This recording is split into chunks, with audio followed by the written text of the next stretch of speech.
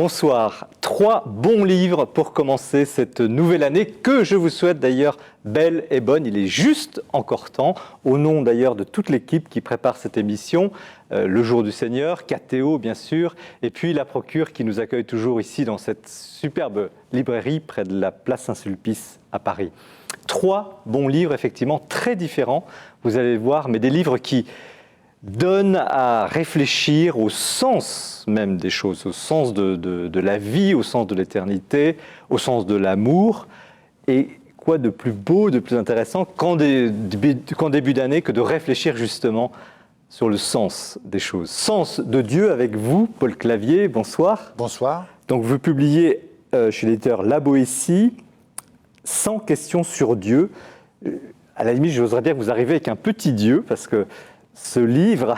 Ah, un dieu de poche. Un dieu de poche, voilà. Ah, j'espère que non. Ce livre, en tout cas, pose toutes les questions. Je crois, enfin, j'ai cherché les questions que vous auriez oubliées, on en parlera tout à l'heure, j'en ai pas trouvé beaucoup. Toutes les questions qu'on peut se poser sur Dieu, son nom, l'existence de Dieu, etc. Donc c'est à la fois très complet, très accessible, je crois très utile pour des gens justement qui sont confrontés ou qui réfléchissent à cette question-là. Je crois que c'est dans le genre un livre de référence. Je l'espère. Vous êtes en tout cas professeur à l'école normale supérieure, vous êtes agrégé de philosophie, spécialiste de la philosophie des religions, et c'est à ce titre-là aussi que vous travaillez cette question. Sens de l'amour avec vous, Françoise Landreau, bonsoir. Bonsoir. Vous publiez un livre très touchant aux éditions des Béatitudes, c'est un roman, et elles passèrent sur l'autre rive, ça se passe à Lyon, vous êtes historienne, spécialiste de cette ville, et vous rendez magnifiquement cette époque, et surtout à travers une histoire qui, plus qu'une histoire au sens technique, vous racontez au fond, vous plongez dans la méditation humaine, et qu'est-ce que l'amour, qu'est-ce que l'amour entre un homme et une femme, qu'est-ce que l'amour mystique, c'est, je dirais, un petit chef-d'œuvre. Merci. Et puis, réfléchir au sens de la vie, Laurent Chalon-Belval, bonsoir. Bonsoir. Alors, vous êtes un chef d'entreprise et vous publiez toujours des éditions des Béatitudes, ça fait 2 livres aux éditions des Béatitudes ce soir, un livre préfacé par le cardinal Poupart.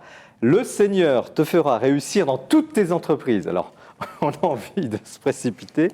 Alors, on croit que vous allez parler de Joseph, le charpentier, le père adoptif du Christ, mais non, c'est Joseph de l'Ancien Testament dont vous retrouvez l'histoire, et à travers le récit et la méditation de cette vie d'un homme très concret, mystique et très concret, une vie tumultueuse avec des affaires, avec des échecs, des grandes réussites, en fait, vous tissez une sorte de parabole pour aujourd'hui, pour des gens qui sont dans l'action.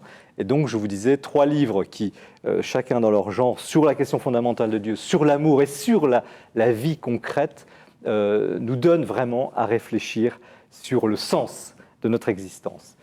Nous avançons dans cette émission en retrouvant Bertrand Deschamps qui nous présente ce mois-ci l'actualité du libraire. Nous ne sommes pas déjà à l'anniversaire de l'attentat de Sarajevo que déjà nos tables croulent de livres commémorant le centenaire de la Grande Guerre. Récemment réédité, le petit livre d'Annette Becker, La guerre et la foi, me sert de thème à cette chronique. C'est un ouvrage remarquable qui, sur une période de 1914 à 1930, traite des thèmes de la mort et de la mémoire, avec en particulier un très beau chapitre sur les monuments aux morts. L'historien Paul Christophe poursuit l'interrogation dans un livre qui vient de paraître au Cerf, qui s'appelle 1914-1915, quand Dieu se tait. Son grand questionnement, c'est comment des nations aussi marquées par le christianisme ont pu s'entretuer dans la boucherie de la guerre de 14-18. Quand la guerre éclate, le 20 août 1914, le pape Pie X meurt. C'est donc son successeur, élu quelques semaines plus tard, Benoît XV, qui va être le pape de la Première Guerre mondiale. Et autant on parle souvent, trop souvent parfois, de Pie XII et la Seconde Guerre mondiale, autant on connaît peu Benoît XV. Marcel Launay, dans un livre qui vient de paraître, nous parle de ce pape qui a été souvent mal compris dans ses initiatives de paix, qui a affiché une neutralité et qu'on a soupçonné au moment des traités de Versailles de vouloir maintenir l'Empire austro-hongrois et qui a été tenu à l'écart des négociations. Mais la guerre, ce sont tous ces destins individuels, ces millions de morts et de blessés. L'un d'eux meurt dès les premières semaines, il est célèbre, c'est un écrivain emblématique, Charles Péguy. Jean-Pierre Rioux vient de publier La mort du lieutenant Péguy, dans laquelle il raconte très précisément, semaine après semaine, jour après jour, le départ de Charles Péguy, persuadé qu'il est le soldat de la République qui va faire taire les armes et livrer la der des der. Moins connu, très beau livre sur le rabbin Abraham Bloch, qui était le grand rabbin de Lyon et qui est mort lui aussi en août 14 en allant porter secours et porter un crucifix à un soldat catholique qui était en train de mourir. Et puis 2 livres de fond, de rareté si je puis dire, le journal de guerre de l'abbé Achille Liénard, futur cardinal évêque de Lille pendant plus de 40 ans, publié aux presses du Septentrion, un livre extrêmement bien édité avec le fac-similé du texte du cardinal Liénard qui a fait toute la guerre. Et puis je finirai par le journal d'un enfant, commencé alors qu'il a 11 ans en 1914, un texte d'une étonnante maturité. Cet enfant, c'est le futur théologien Yves Congar, né à Sedan, et avec ses dessins et son discours sur l'arrière de tout ce qui se passe, l'arrière du front, c'est un témoignage de première main absolument irremplaçable. Merci Bertrand pour cette plongée dans ce triste anniversaire, mais qui est en même temps très très riche. Merci pour ce panorama de tout ce qui peut être publié cette année sur cette guerre. Paul Clavier, donc je disais, vous êtes philosophe, professeur de philosophie à l'École normale supérieure, rue d'Ulm. Dites-nous en quelques mots qui vous êtes. Qu'est-ce que c'est que ce métier d'être philosophe aujourd'hui? Je dirais, c'est pas philosophe, c'est enseignant en philosophie. Moi, je ne m'intitule pas philosophe, je ne pense pas défendre des thèses originales, ni reconfigurer entièrement le monde à l'image de mon cerveau. Donc, non, j'essaie de transmettre ce qui, dans l'interrogation des siècles passés, me paraît encore pertinent, et d'y répondre dans un langage peut-être plus adapté, mais sans concession pour autant. Donc, non, c'est un métier de formation. La philosophie est une discipline de formation. Et je ne pense pas que ce soit une spécialité au sens où des gens seraient plus philosophes que d'autres. C'est le pape Jean-Paul II qui disait que tout homme est naturellement philosophe. Mais il y a une compatibilité entre la philosophie, la question de Dieu, la religion quand même, que vous travaillez beaucoup. On fait bien de la philosophie de l'art. Certains trouvent ça beau, pas beau. Certains déjugent l'art non figuratif, d'autres le portent au nu. La religion est aussi une expérience humaine. Il n'y a pas de raison de mettre entre parenthèses ce pan extrêmement important de l'aventure humaine. Alors, ce livre en fait partie. Dieu, titre massif. D'ailleurs, une question sur le titre. Vous auriez pu faire un truc plus large, sans question sur Dieu, certes, mais c'est quand même Dieu qui ressort. Qu'est-ce qui vous anime en publiant ces 100 questions et leurs réponses surtout? Il n'y a pas 100 réponses. Quand même. Il y a 100 pistes. Il y a 100 pistes. Mais ce qui m'anime, c'est que généralement la question de Dieu, quand on la pose dans une conversation avec des amis ou au bureau, avec des collègues, d'abord c'est rare qu'on la pose, et tout de suite les gens s'enferment. Ah mais moi je suis croyant ou moi je suis pas croyant. Et du coup on en arrive à cette chose à la fois très touchante, très intimiste mais désastreuse. Chacun dit pour moi Dieu existe et pour moi non. Bon, donc c'est tout pour moi. Dieu est ramené à moi. Et on en arrive, si on pousse le raisonnement jusqu'au bout, à quelque chose d'assez catastrophique, qui est de dire si tu crois en lui, il existe, si tu n'y crois pas, il n'existe pas. C'est ce que disait Gorky, que je commente dans une des questions. Alors, ça a l'air bien gentil, parce qu'on se dit, au fond, voilà, voici une parole très tolérante, chacun se fait son petit Dieu à son image, ou se fait son ciel vide à son image, et comme ça, les vaches seront bien gardées. Le problème, c'est que si vous acceptez de dire que l'existence de Dieu dépend uniquement de votre croyance, vous faites dépendre une éventuelle réalité de ce que vous croyez, et je pense que là, c'est vraiment le monde à l'envers. Imaginez qu'on dise, bon, Dieu existe si tu y crois, et si tu n'y crois pas, Dieu n'existe pas. Imaginez qu'on remplace Dieu par Napoléon, le génocide arménien, le génocide juif, les victimes de toutes les guerres, de toutes les atrocités. Alors là, les gens diraient, non, ça ne va plus. Alors, je me bats en tant que philosophe pour que la question de Dieu ne soit pas uniquement elle l'est aussi, mais uniquement une question de préférence subjective Subjective. ou d'appartenance confessionnelle. Qu'est-ce qui vous Et que donne cette cette- question qui, normalement, trop souvent, divise les hommes, on le voit aujourd'hui en France, un gouvernement qui n'est pas très, très pro-Dieu et qui, des foules dans les rues qui le vouent à l'enfer pour avoir blasphémé ou je ne sais quoi encore. Je pense qu'il est temps de pacifier ces débats stériles et de partager les questions qui peuvent nous réunir au lieu de nous prévaloir de nos réponses qui nous divisent. Bon, en tout cas, le livre permet d'entrer sur ce chemin-là. Mais qu'est-ce qui vous permet, comme philosophe, de poser avec assurance le fait objectif de Dieu? Je pose d'abord la question de savoir, est-ce que Dieu, c'est uniquement une fiction consolatrice, un truc subjectif, ou est-ce que c'est objectif? J'ouvre les possibilités. Et j'explore, à travers de courtes réponses ou de courtes suggestions, ce qui arrive si on réduit Dieu à une pure fiction subjective. Et il me semble que ce n'est pas préférable, il vaut mieux se demander, partager à nouveau ces questions qui sont quand même celles de tout le monde, à savoir, est-ce que nous existons par nous-mêmes? Est-ce que le monde existe par lui-même? Ou est-ce que nous devons reconnaître qu'il existe par la volonté d'un autre? Alors, ce n'est pas très facile pour l'orgueil. Dans une société où tout est fabriqué, tout est contrôlé, eh bien, pour l'orgueil humain, ce n'est pas très bon de reconnaître qu'il doit son existence et que tout ce qu'il a reçu, il le reçoit à partir de quelqu'un d'autre. Mais je pense que c'est à partir de ce genre de questions qu'on peut ensuite affronter, plus ou moins sereinement, les débats. Alors, si l'être humain doit son existence, alors est-ce que tout est permis à l'homme ou pas? Est-ce qu'il a pouvoir sur le début de la vie, sur la fin de la vie? Et c'est ça qu'il faut rediscuter aujourd'hui, au lieu de rester chacun dans sa posture fidéiste, les uns ayant une foi morale souvent, et les autres un désir de libérer l'homme de toute forme de servitude. Pour que les choses soient bien claires, alors vous n'allez pas aimer la question, mais vous-même, vous êtes croyant? Je n'aime pas la question, mais j'y réponds quand même. Oui, je suis croyant. Je suis croyant. Alors, catholique, membre d'une communauté qui est la communauté de l'Emmanuel, mais je suis passionné par l'évangélisation, et l'évangélisation, c'est avant tout la rencontre, au-delà des réponses. C'est se faire l'écho d'une question pour vous, qui suis-je? Et moi, j'invite tous les chrétiens, en général, et les catholiques en particulier, à d'abord, s'ils ont la foi au Christ, reconnaissent que c'est par grâce qu'ils l'ont. C'est ce que dit Jésus à Saint-Pierre. Ce n'est ni la chair ni le sang qui t'a révélé ça, mais mon Père qui est dans les cieux. Et par conséquent, tout le monde n'a pas cette grâce. Et dans le dialogue avec mon voisin de palier, avec mon boulanger, avec mon fleuriste, etc., je dois repartir de ce qui nous unit en tant qu'humains, et plus si affinité. Alors comment avez-vous travaillé pour justement, non pas distinguer, parce que en lisant votre livre, on voit bien qu'il n'y a pas d'un côté le philosophe, le croyant, etc. Vous tentez justement une synthèse philosophique, intelligente, je le dis sans flatterie. C'est un travail accessible, mais rationnel.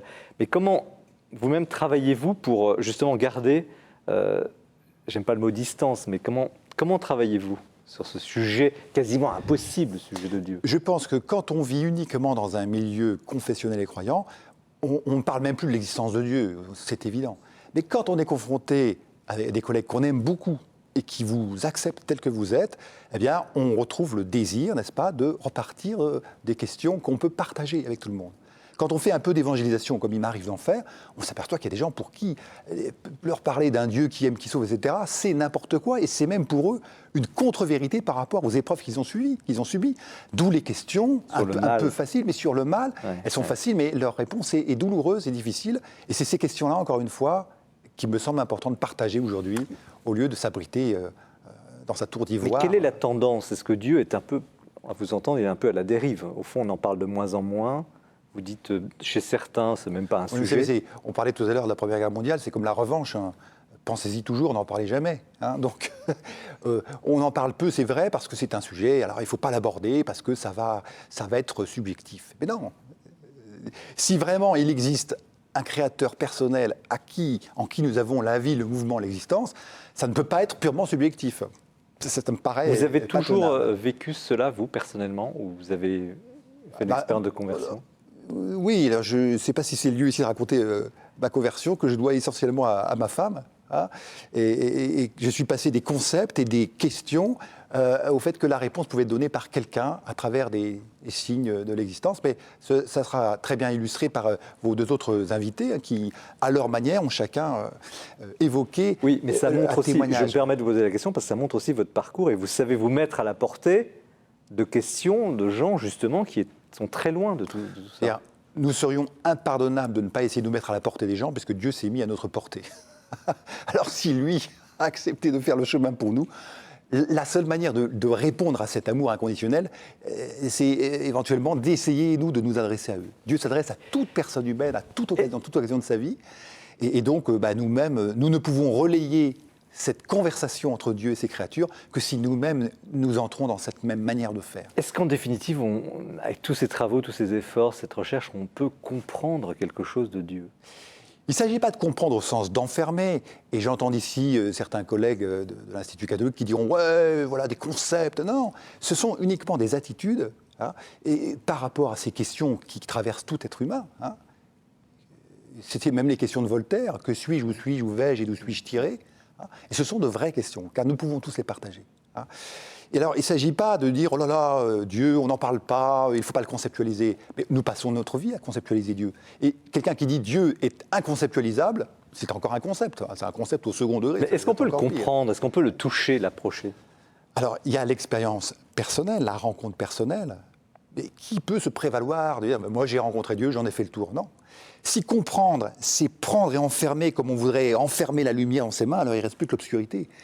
Mais si comprendre ou toucher, c'est accueillir ce qu'on peut accueillir en ne laissant pas trop filer de choses, mais aussi en les laissant déborder pour les autres, alors je pense que la vocation de l'être humain, c'est de rencontrer celui qui l'a fait et de découvrir qu'il est fait pour partager cet amour dont il vient lui-même. Françoise Landreau, vous êtes d'accord avec cette définition ombre-lumière ? Ombre et lumière. Tenter de capter Dieu, c'est j'ai bien aimé une des étymologies du mot Dieu, qui est le mot lumière, dans les étymologies que vous donnez. Et voilà, donc je le rejoins tout à fait en cela. Laurent Chalin-Belval, comment vous avez réagi à cette approche, à la fois la méthode et l'ambition de ce livre ? Alors, d'abord, j'aime bien le point de départ qui reconnaît que tout le monde n'a pas la même expérience de Dieu. Hein. Tout le monde peut en avoir plus ou moins entendu parler, mais on peut aussi parfois en avoir une expérience particulière, et évidemment, les choses, à ce moment-là, prennent une autre dimension. Mais quand on en parle, et quand en plus on veut le faire découvrir, dans l'évangélisation, on va essayer de le faire découvrir, il faut évidemment se mettre à la portée de celui qui partage déjà notre expérience, de celui qui ne la partage pas, mais qui se pose des questions, je dirais que, comme vous l'avez dit très bien, que tout le monde se pose. Alors voilà, je pense que c'est intéressant de lier ces deux. Hein. Il y a à la fois, on peut connaître Dieu par une expérience, c'est pas très facile à exprimer pour des gens qui n'ont pas vécu la même, on peut l'avoir aussi par une réflexion, et puis les deux ne sont pas contradictoires, et les deux même, je dirais, peuvent se bonifier l'une l'autre, hein, se purifier l'une l'autre. Hein, Paul Clavier, est-ce que Dieu, ça recoupe un peu, mais est-ce que Dieu se prouve ou est-ce que Dieu se découvre ? D'ailleurs, je crois que vous l'abordez. Ça fait partie des questions que je pose, parce que parfois les gens s'énervent, mais comment pouvez-vous prouver Dieu ? Moi, je ne prétends pas prouver Dieu. Il me semble que ce qu'on peut dire, au vu d'un certain nombre d'expériences de choses et de certains témoignages rendus par pas mal de gens qui se sont posé la question, qu'il n'y a pas de preuve déductive ou scientifique de Dieu.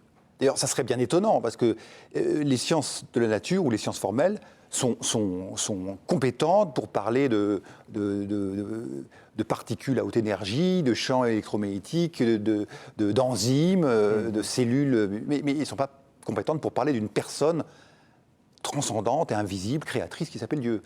Donc l'intersection entre sciences de la nature, ou sciences formelles, les mathématiques par exemple, et Dieu, elle est quasi nulle. Je suis désolé. N'en déplaise aux marchands de journaux qui veulent faire tous les 6 mois un numéro sur Dieu et la science, le Big Bang et la création, ce sont des problématiques orthogonales. Mais ça ne veut pas dire que nous ne pouvions pas, en tant qu'êtres humains qui essayent de raisonner, de comprendre un peu les choses, que nous n'ayons pas le droit de poser des questions métaphysiques, c'est-à-dire qu'est-ce que c'est qu'exister ? D'où ça vient, l'existence ? Et est-ce qu'il y a un seigneur de la vie, de l'existence, une cause de toute existence, qui est l'existence à l'état pur ? Ou alors, est-ce que nous sommes des enfants du hasard ? Est-ce que ce qui existe de façon parfaitement accidentelle, sans cause ni raison ? Voilà des questions qu'on peut poser, mais qui ne sont pas des questions scientifiques. Et pourtant, c'est des questions dans lesquelles on peut avancer en donnant des raisons. D'accord. Est-ce que l'Église, à votre avis, parle suffisamment ce langage-là ? Je ne parle pas de la traduction des évangiles, les homélies, mais les questions fondamentales au fond de Dieu, l'existence de Dieu, telles que tout un chacun peut se les poser, même des croyants d'ailleurs. Si vous voulez, si vous regardez le début du catéchisme de l'Église catholique, c'est parfaitement clair. De l'article 29 au 41, c'est la question de la connaissance naturelle de Dieu. L'Église va très loin. Elle affirme que sans une connaissance de Dieu par la raison naturelle, on ne peut pas accueillir sa révélation. C'est quand même énorme. Hein. C'est l'article 36. Paragraphe 36, article, ça fait un peu code pénal. Hein.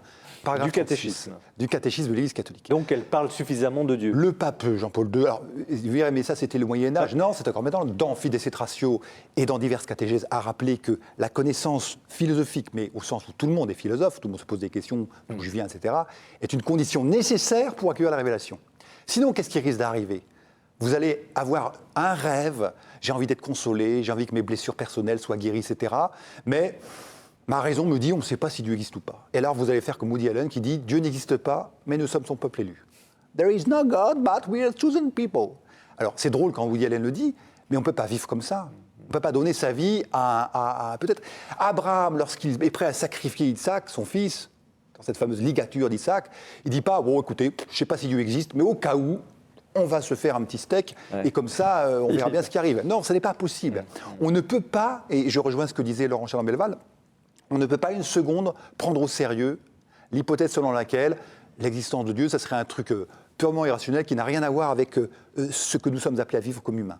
Mais bien sûr, par ailleurs, il y a beaucoup plus dans ce qu'il est donné à un être humain de vivre avec Dieu que ce que sa raison peut lui permettre, s'il y met un peu d'humilité, de reconnaître. Parce que juste un instant, il ne s'agit pas de preuve, il s'agit de reconnaissance qui amène à la gratitude. Et j'ajouterais que les raisons que nous avons d'affirmer et de reconnaître que Dieu existe ne sont pas des raisons compliquées. C'est est-ce que j'existe par moi-même ou à quoi ou à qui je dois l'existence.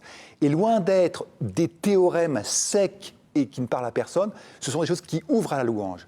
Le cantique des créatures de saint François, c'est simple. Et la prédication du Christ lui-même, c'est pas fermer les yeux et croyez comme ça que mon Père va vous sauver. C'est regarder les lys des champs et les oiseaux du ciel.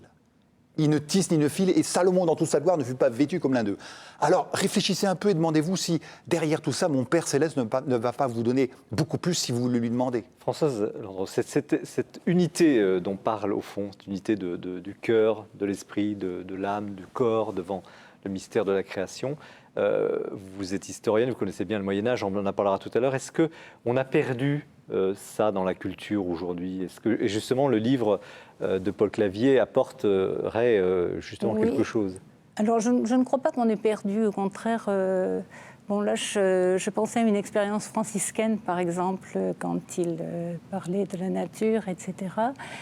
Et je me disais aussi qu'on doit peut-être louer Dieu pour l'intelligence qu'il nous a donnée. Et bon, c'est vrai que si on peut approcher Dieu par une révélation intime, l'intelligence n'est pas incompatible. Laurent Chalon-Belval, vous évoquez, parce que votre livre, on en parlera tout à l'heure, c'est pareil, c'est aussi toute une découverte de ce que j'appelle le mystère. Alors on a parlé de l'intelligence de Dieu, de l'unité un peu entre les deux, de l'unité de la personne par rapport à Dieu, mais reste quelque chose qui est de l'ordre du mystère, de l'insondable, de l'incompréhensible. Ce n'est pas tout à fait la question rationnelle que je posais, mais comment on fait avec ça? Est-ce que l'homme s'arrête, se met à genoux? Est-ce que l'homme tourne le dos? Alors, il est sûr que dans la discussion depuis le début, on est passé à un moment d'une réflexion sur Dieu, qu'on pourrait être de l'ordre de la connaissance, et puis à un moment, effectivement, Paul Clavier a dit il faut reconnaître Dieu. Alors, connaître et reconnaître, vous voyez, il y a quelque chose. Connaître, ça pourrait être de l'ordre de la raison et de l'intellectuel, et donc je pense évidemment que c'est tout à fait nécessaire, et ça aide d'ailleurs beaucoup à reconnaître. Mais à un moment, reconnaître, c'est dire, bon, bah, c'est pas seulement, oui, il se passe quelque chose, il y a quelque chose d'extraordinaire là, il y a quelque chose de vrai. C'est un moment de se dire, bon, mais c'est pas quelque chose d'abord, c'est quelqu'un. Et voilà, je le reconnais. Je le reconnais dans ce qu'il est. Donc je reconnais qu'il est Dieu. Je reconnais qu'il est mon Dieu. Alors là, vous voyez qu'on est dans la reconnaissance, là. Hein. On n'est plus seulement dans la connaissance. Là, y a-t-il un Dieu qui existe? Mais la part de mystère. Voilà. Et bien là, on est dans le mystère. Il y a un grand part de mystère parce que d'abord, déjà, quand on connaît quelqu'un, quand on reconnaît quelqu'un, on ne connaît qu'une toute petite partie. Hein. C'est une facette, tout d'un coup, il vient de se révéler, qui peut parfois vous remplir, vous éblouir, mais ce n'est encore qu'une toute petite parcelle. C'est vrai pour une personne.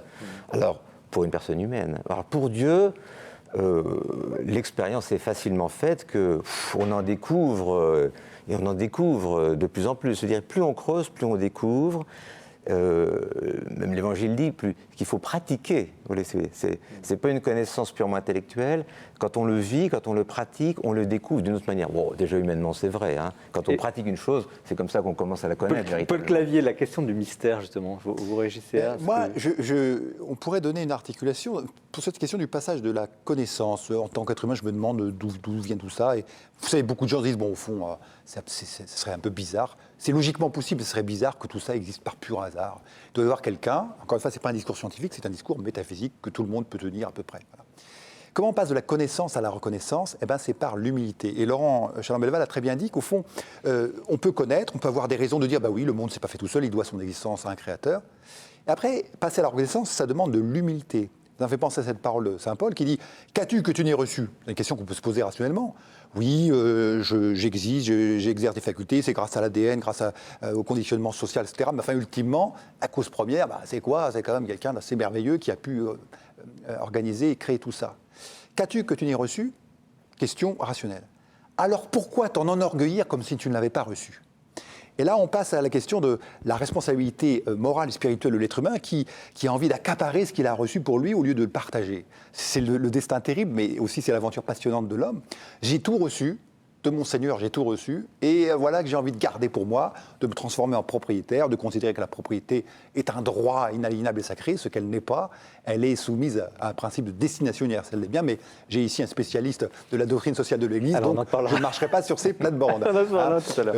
Mais alors, est-ce que, en définitive, en ayant entendu tout cela, hein, la raison, la connaissance, l'unité de vie, la contemplation, le mystère, l'humilité, est-ce qu'on peut rester neutre devant cette question de Dieu? D'ailleurs, vous la posez à la page 146, je pense que la signature de Dieu sur son œuvre, c'est justement de ne pas nous avoir contraints à la reconnaissance. La reconnaissance qu'il attend de nous est gratuite. En toute justice, Dieu pourrait vous dire, je vous ai donné la vie, le mouvement, l'existence, vous pourriez être un peu reconnaissant. Et il a choisi justement d'être plus humble, de se faire le plus humble, jusqu'à être méconnu. Hein. Dans la passion de son fils, c'est quand même assez extraordinaire. Et là, c'est un mystère que c'était absolument imprévisible par la raison humaine, parce que nous, si nous étions Dieu, je pense que nous exercerions notre seigneurie d'une manière beaucoup plus autoritaire et beaucoup moins miséricordieuse. Laurent, donc, le mystère, c'est celui de l'humilité de Dieu et de sa miséricorde pour nous. Laurent Chalin-Belval, on peut être neutre? Est-ce qu'on peut rester neutre, au fond, toute une vie? Et je pense qu'on ne peut pas rester neutre. Je pense qu'on est à un moment engagé, et alors on reconnaît. On ne reconnaît pas, alors on peut ne pas reconnaître en prenant ses distances, on peut invoquer des raisons, on peut se donner des tas de raisons, et puis des rancunes, des choses comme ça. Bon, il peut y avoir des tas de choses, mais c'est vrai, quand on a la chance de s'approcher de ce mystère, de le sentir déjà à un certain nombre de premières touches, eh bien, on est amené à poser une question, et toi, que fais-tu? Et Françoise Gendreau, qu'en pensez-vous? Peut-on être neutre? Moi, je dirais que non, on ne peut pas être neutre, mais on peut quand même être prudent, je crois. Avancer à pas progressif. Mais pourquoi? Voilà. Parce que c'est une question qui nous dépasse infiniment et qu'en toute humilité, on ne peut que rester prudent malgré tout. Est-ce que vous avez été prudent en écrivant ce livre, Paul Clavier? C'est ma dernière question. Non. Moi, je trouve il vaut mieux mettre les pieds dans le plat. Hein. Si ce n'est pas dans l'intention d'éclabousser ou de choquer, on met les pieds dans le plat. Il y a des questions qu'on se pose. Il y a beaucoup de questions que je me pose sur le rapport de Dieu et notre temps. J'ai une question que je pose. Est-ce que Dieu sait ce que c'est qu'attendre un train un jour de grève? Si Dieu est éternel et tout-puissant, je veux dire, voilà. Et il y a des questions aussi douloureuses sur la toute-puissance de Dieu. Beaucoup de gens qui ont souffert disent non, c'est plus possible, je ne peux plus croire à un Dieu tout-puissant. Mais moi, ça me terrorise parce que autant je suis prêt à être plein de compassion pour ceux qui considèrent que Dieu n'est rien fait, apparemment, dans telle situation de détresse, Dieu n'est plus tout-puissant. Mais si Dieu n'est plus tout-puissant, alors comment se fait-il que nous puissions encore tenir? Et qu'avons-nous à espérer de lui? Si Dieu n'est pas tout-puissant, comment va-t-il m'arracher à la mort, au péché, à cette tristesse profonde qui me guette? Non, j'ai besoin d'un Dieu tout-puissant. Alors là, peut-être que c'est moi qui projette mon besoin subjectif, mais si Dieu n'est pas tout-puissant, alors pardonnez-moi Seigneur, mais il faudrait terminer notre Père en disant non pas délivrez-nous du mal, mais faites ce que vous pouvez, c'est-à-dire pas grand-chose. Or, ça serait dommage. En tout cas, vous parlez avec passion d'un livre passionnant, Dieu, donc 100 questions sur Dieu, Paul Clavier, donc édition La Boétie, qui pose beaucoup de questions, apporte beaucoup de débuts de réponses et pose de nouvelles questions. C'est un livre à lire. Nous retrouvons Jean-François Rode qui présente ce mois-ci le coup de cœur sur un auteur français très récemment redécouvert, mais qui, à l'occasion d'ailleurs du pontificat du pape François, et qui mérite vraiment le détour. Ce n'est pas souvent que le coup de cœur proposé à l'Esprit des Lettres, aujourd'hui Augustin ou le Maître est là, de Joseph Maleg, soit non seulement le choix du libraire, mais d'abord le choix du pape lui-même. Car le pape François, plusieurs fois, a dit combien cette œuvre avait été pour lui une lecture marquante, combien il avait d'admiration pour ce livre, et comment ce livre était encore aujourd'hui pour lui un livre de chevet. Ce n'est pas la moindre recommandation. Joseph Maleg est né en 1876, il est mort en 1940, il est surtout l'auteur de 2 romans, dont un inachevé, il est surtout l'auteur donc de Augustin ou le Maître est là, qui paraît en 1933. Alors qu'il était inconnu, il devient tout de suite un grand de la littérature catholique française, et son livre connaît un immense succès. Il est un peu oublié, presque totalement même, après la guerre, sauf que ceux qui l'avaient lu le recommandaient toujours, et il avait une sorte d'existence souterraine. Par exemple, le père Carré le faisait souvent. Mais le livre n'était plus disponible, et donc c'est une bonne chose que les éditions du Cerf le rééditent aujourd'hui. Ce grand roman est un roman d'initiation. L'histoire d'une vie, l'histoire d'une intelligence, l'histoire d'une âme. Celle de Augustin Méridier, d'abord un enfant qui vit une enfance heureuse et croyante dans son Auvergne, un jeune homme passionné par ses études, qui tombe immédiatement amoureux de la philosophie. Le récit du premier cours d'un nouveau professeur en terminale, qui ressemble comme 2 gouttes d'eau à Bergson et qui subjugue Augustin, est absolument éblouissant. Très brillant, il réussit à entrer, même le premier, à Normal Sup. Et là commence pour lui une grande crise spirituelle devant l'incroyance, devant l'éloignement de Dieu, de la société, de l'intelligentsia, et surtout de la crise qui traverse à ce moment-là l'intelligence catholique, le modernisme. Vous vous souvenez, irruption de la méthode historique, dans la lecture de l'écriture, dans l'histoire des dogmes, donc mise à bas d'un certain nombre de vérités un peu naïves, mais aussi jusque, finalement, on semble mettre en cause la foi elle-même. D'où suspicion, condamnation, pensée à Loisy, crispation dogmatique qui n'est évidemment pas le remède approprié. L'Église mettra des décennies à s'en remettre. C'est dans ce contexte donc que le roman décrit la crise traversée par Augustin. On a pu dire de ce livre que c'était le roman du modernisme. Et la description de ce combat intellectuel et spirituel est exceptionnellement fine et profonde. C'est pas pour rien que l'on a comparé Maleg à Proust. Et la portée spirituelle de l'œuvre est éclatante. On cite souvent Maleg pour sa formule les classes moyennes du salut. Qu'on ne se trompe pas. Il ne s'agit pas de faire un éloge de la médiocrité et de la sainteté moyenne, mais au contraire de dire que dans les circonstances ordinaires, tous sont appelés à la sainteté. Il faut prendre au sérieux le titre même de l'ouvrage, qui fait évidemment référence à Saint Jean, le Maître est là, et il t'appelle. Je termine en disant que tous ces éloges, un peu ces superlatifs, ces recommandations illustres, pourraient conduire à une certaine intimidation. Ça serait dommage, parce que ce livre est d'abord un grand roman dans lequel on se plonge avec délectation, avec jubilation. Ouvrez-le, et je vous assure, comme le pape François, vous serez enthousiasmé. Merci Jean-François pour cette belle évocation, cette redécouverte effectivement de cet auteur méconnu et qui gagne aujourd'hui à être lu et relu. Françoise Landreau, nous restons finalement dans le roman et vous publiez donc aux éditions des Béatitudes « elles passèrent sur l'autre rive », un roman, une très belle couverture d'ailleurs. C'est votre premier roman. Oui, c'est mon premier roman. Bon, j'écris depuis très longtemps, mais je n'avais jamais pensé jusque-là à publier. Et puis... Alors, qui êtes-vous? Parce que je vous ai présenté comme historienne, puis vous m'avez dit, je ne suis pas tout à fait historienne, je suis d'abord littéraire. J'aime beaucoup l'histoire, mais j'avais envie d'écrire un roman, c'est-à-dire une fiction. Et bien sûr, le cadre de ce roman, c'est le Lyon du XIIIe siècle. Ça se passe au moment du premier concile de Lyon, qui a lieu en 1245. Mais si j'ai choisi cette période, c'est peut-être parce que à ce moment-là, Lyon bouge. Le pape arrive avec 12 cardinaux, 150 évêques arrivent. Donc, pour une petite ville, à l'époque, il y avait 8 à 10 000 habitants, pas plus, à Lyon.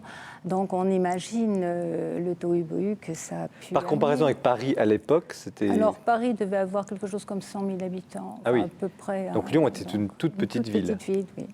Mais vous êtes lyonnaise toujours ou... Alors, je suis lyonnaise depuis une vingtaine d'années, oui. Est-ce qu'il y a un lien entre le fait que vous habitiez cette ville, que vous aimiez cette ville, je suppose, et le choix de l'intrigue à Lyon? Est-ce que vous avez retrouvé là des lieux qui vous ont parlé? Oui, c'était peut-être un petit peu par hasard, parce que j'ai lu pas mal de choses sur Lyon à cette époque, et puis les personnages du roman se sont imposés, notamment la recluse. J'ai lu quelques écrits sur les recluses, et c'est un thème qui me fascine, enfin c'est une situation qui me fascine. Alors les recluses, parlons-en tout de suite, puisque vous l'évoquez, c'est ces femmes qui se laissaient, qui étaient volontaires pour être emmurées. Alors donc c'est des femmes qui, oui, étaient non seulement enfermées, mais emmurées, c'est-à-dire que le jour de leur entrée en réclusion, on maçonnait leurs portes, et donc en principe elles ne sortaient plus. Bon, il y a quelques cas où elles sont sorties.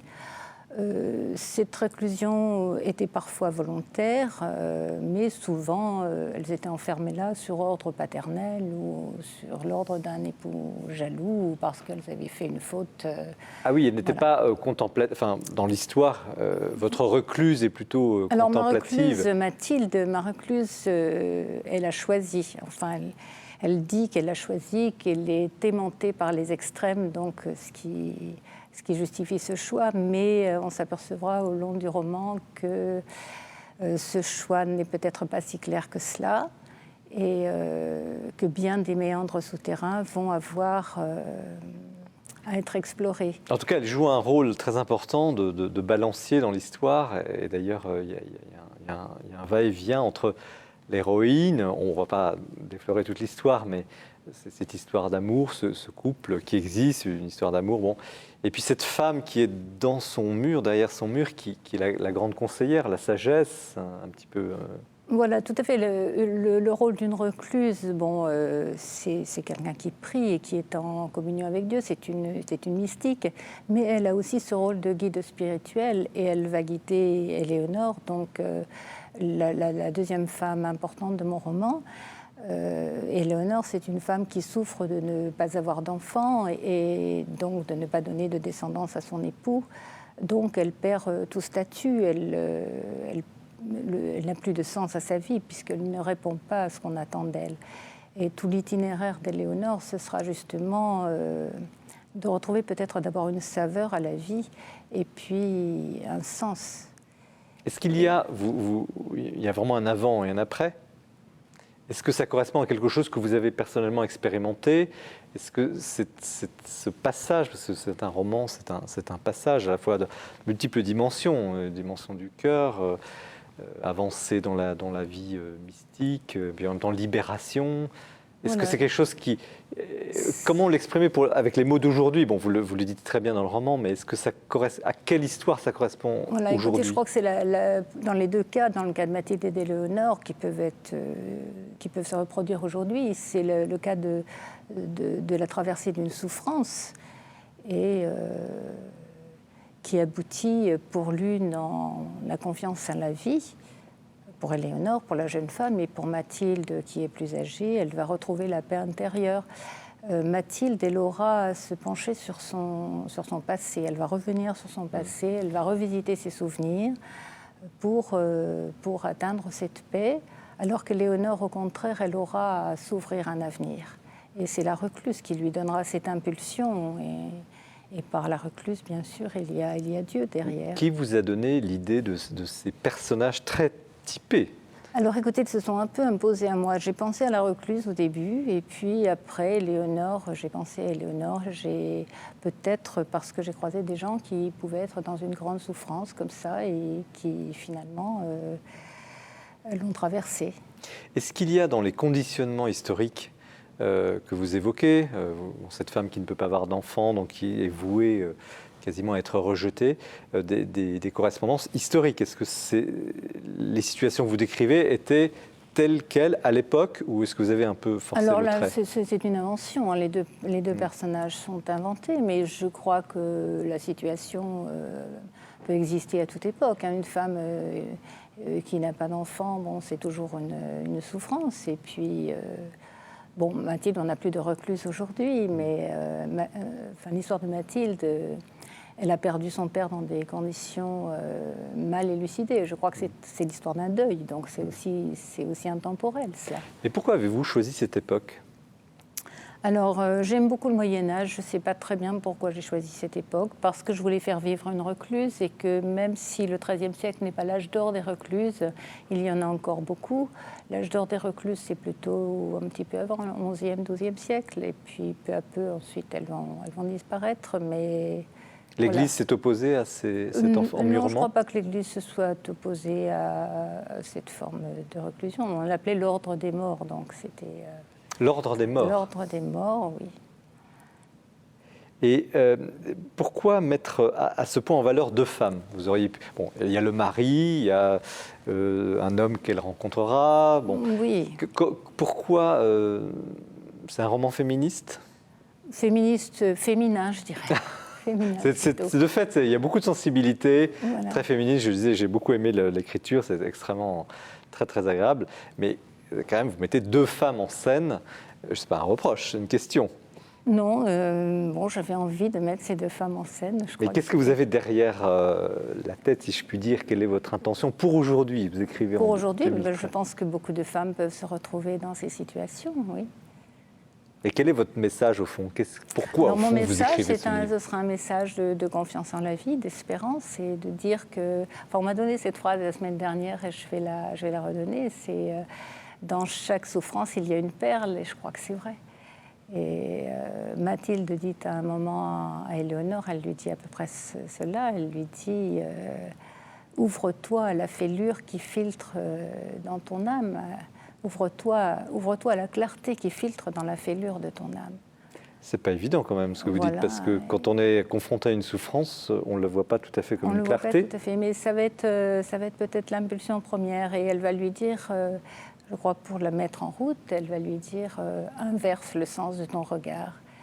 Elle lui dit si tes yeux sont clos sur toi-même, inverse le sens de son regard. Et ce sera ce chemin d'altérité, ce chemin pour aller vers les autres et pour aller. Ça veut dire passer du regard sur soi-même au regard vers l'autre? Inverser son regard, oui, c'est ne pas rester dans le tumulte de ses pensées intérieures, mais pouvoir s'ouvrir aux autres. Et elle lui dit ce retournement n'est pas un miracle, mais c'est une œuvre, c'est-à-dire qu'elle l'invite à être active, à ne pas subir cette souffrance. En attendant, si elle n'avait été seule, s'il n'a pas eu si Éléonore était seule, est-ce qu'elle aurait pu s'en sortir? Parce que ce que vous dites là est très beau, mais matériellement, souvent les gens sont écrasés par leur souffrance. Je crois que les rencontres sont déterminantes. Et dans le livre, c'est finalement, ce sont les différentes rencontres qui font qu'Éléonore va passer sur l'autre rive. Ouais. Je crois que les histoires sont presque toujours des histoires de rencontres, d'ailleurs. Ouais. Et elles passèrent sur l'autre rive, donc c'est donc ça. C'est donc ça, oui, c'est passé de la souffrance à la paix, et puis à la joie et à la confiance en la vie. Mais la souffrance, en même temps, si on nous regarde, on nous écoute, on pourrait penser que c'est un livre dur, et en même temps, c'est un livre qui est plein d'espérance, même dans les moments difficiles. Oui, je crois. La souffrance, c'est aussi ce qui enracine l'être, je crois. Dans quel sens? Alors, je ne voudrais pas faire l'apologie de la souffrance, pas du tout, mais je veux dire que c'est ce qui fortifie l'être. C'est pas un peu... Qui le féconde aussi, peut-être. Je vais recourir au philosophe un instant, Paul Clavier. Comment vous... Je ne pense pas que Françoise veuille faire, elle l'a dit elle-même, l'apologie de la souffrance. Je voudrais dire, cette histoire, moi, je l'ai juste feuilletée et j'ai vu que cette admirable relation entre ces deux femmes, c'est l'idéal de l'accompagnement. C'est même pas spirituel, de l'accompagnement, voilà, c'est Humain. quelqu'un qui est humain, voilà. Et l'accompagnement, ça commence comme ça, à mon avis. Bon, ou bien on dit que la souffrance, on instrumentalise la souffrance, et plus on en bave, plus. Mais alors, c'est pas spécifiquement chrétien, ça peut être Nietzsche. Nietzsche dit ce qui ne me tue pas me rend fort. Bon, hein, il dit j'ai appris ça à l'école de guerre de la vie. Bon, donc non, je pense que c'est pas ça. L'idée, c'est que la souffrance va révéler nos vrais rendez-vous. Elle révèle souvent nos peurs. Elle révèle nos failles. Et alors là, ou bien on s'enferme dans la souffrance, et le paradoxe, c'est que c'est une recluse qui aide celle qui est enfermée sur sa stérilité à s'ouvrir à une fécondité qui n'est pas d'abord la fécondité biologique, mais une autre fécondité. Et je laisse le lecteur découvrir L'histoire, la belle histoire. Donc il ne s'agit pas d'instrumentaliser la souffrance, non. Mais y reconnaître, et chaque être humain peut le reconnaître, que les moments où nous avons traversé des douleurs, des épreuves terribles, c'est quand même des moments de vérité. C'est des moments de vérité, c'est des moments où on se dit à quoi je tiens vraiment, à qui je tiens vraiment, qui peut me sauver. Si Dieu lui-même est passé par ses souffrances, c'est non pas par dolorisme, ni par masochisme, mais c'est parce que pour vivre en plénitude, il faut bien aller au bout de tous les obstacles. La souffrance est un obstacle, elle n'est jamais voulue pour elle-même, mais elle est traversée. Laurent Charbel, on va en reparler tout à l'heure à l'occasion de votre livre, mais vous raisonnez comment à partir de tout ce qui vient d'être dit sur ce thème, souffrance, rebond Alors, passage. tout d'abord, je veux dire, c'est une expérience, je pense, tout à fait commune que la souffrance est un creuset. Hein, et on ne ressort pas de la même façon, bien sûr, de la souffrance. Il y a beaucoup de choses superficielles qui bien sûr, disparaissent. Et quand on en ressort, il y a des choses qui comptent. Ça, c'est sûr. En revanche, la souffrance n'est pas du tout un aboutissement. Hein, c'est au mieux, voilà, se creuser, souvent nécessaire, hein, purifier l'or voilà, au feu. Mais ce que l'on voit, ce qui m'a frappé dans ce livre de Françoise Landreau, c'est au début, elle a une souffrance. En fait, c'est sa stérilité, et c'est plus encore, c'est le regard de son mari. Et puis, en fait, ce qui va permettre de lui permettre de vivre, c'est pas d'avoir un enfant. Ce qui va lui permettre de vivre, c'est de sortir d'une espèce d'enfermement dans lequel elle est, hein, de sa vie comme enfermée. Et alors, ce pèlerinage va être d'abord le contact avec la recluse, la gaieté de son frère. Et puis, ce pèlerinage, surtout à Conques, va être l'occasion de sortir de ce milieu confiné où elle-même se repliait de plus en plus de sa souffrance. Et en fait, quand elle va sortir à l'extérieur, puis à un moment elle va sortir elle-même, eh bien, elle n'aura pas plus d'enfants et pourtant elle va vivre. Et elle va s'apercevoir qu'il y a d'autres choses pour vivre.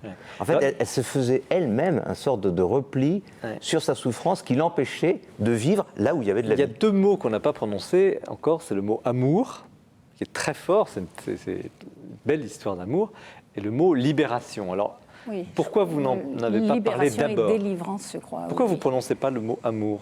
C'est comme une histoire d'amour. Le mot amour me paraîtrait, le mot amour conjugal me paraîtrait secondaire par rapport à ce besoin d'enfant. Et puis,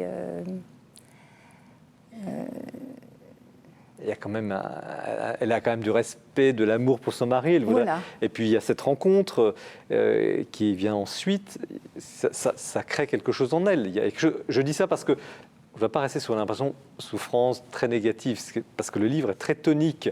Et il y a cette dimension-là, me semble-t-il. Voilà, moi, ce qui m'importe, c'est cette ouverture, c'est que Mathilde puisse dire à Éléonore, il n'y a aucun passé qui empêche de bâtir un avenir. Et maintenant, tu vas te réveiller et vivre. Alors, deuxième mot, là je pose la question à Paul Clavier, le mot libération. On sent à la fois, il se passe quelque chose, une libération d'elle-même, et puis en même temps on sent toujours une éminente, constante fragilité. Est-ce qu'on est vraiment libéré ? Je pose la question aux philosophes. Est-ce que ce n'est pas un mythe de dire qu'on va se libérer enfin de... Il me semble qu'une existence humaine, c'est une suite de libérations successives. dont toutes ne sont pas bonnes. Parfois, on croit secouer un joug et on vient de perdre un appui. Hein. Il y a des libérations qui sont des libérations de rejet, des libérations de rancœur. Elles ne sont pas bien vécues, ces libérations-là. Il y a des libérations dont on n'a pas envie et qui, au contraire, elles sont salutaires. Des libérations affectives, par exemple. On est prisonnier de l'affection parentale ou autre et on ne vit pas. On est enfermé, c'est un peu ce que dit François au début, dans un idéal de la femme qui a ses enfants, etc., qui va complaire à maître amoureux, etc. Et au bout d'un moment, on étouffe. Hein.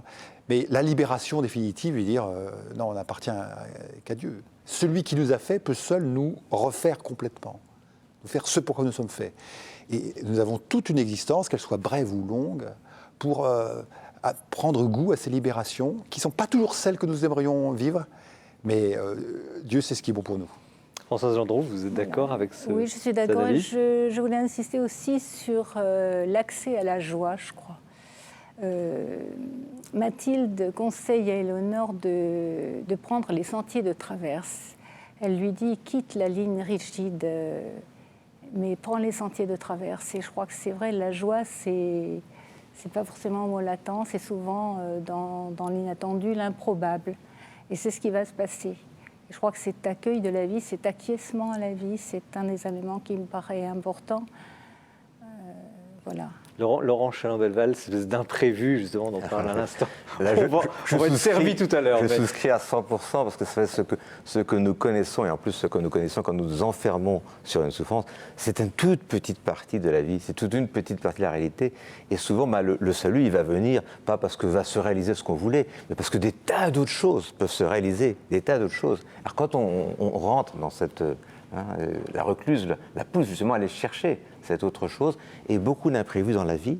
Nous ne maîtrisons pas du tout notre vie, nous maîtrisons peu de choses, et heureusement, parce que justement, ça ouvre la voie à des tas de choses qui n'étaient pas prévues et qui vont tout d'un coup rendre la vie très belle.